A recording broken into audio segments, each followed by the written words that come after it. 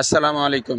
২০২৫ সালের এতেকাফ শুরু হবে বৃহস্পতিবার শেষে শুক্রবার মাগরিবের পূর্ব থেকে।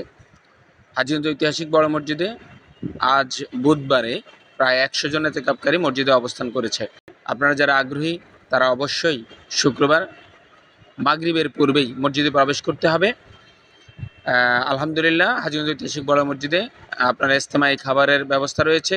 ইফতার, সেহরি এবং রাতের খাবারের এখানেই ইন্তজাম হয়, যার কারণে এতেকাফকারীরা সুন্দর ব্যবস্থাপনার মধ্য দিয়ে তাদের ইবাদতকে চালিয়ে যেতে পারেন। তো সকলকে উদাত্ত আহ্বান জানাচ্ছি, আপনারা সকলেই শেষ 10 দিন এতেকাফ করবেন। ধন্যবাদ সকলকে।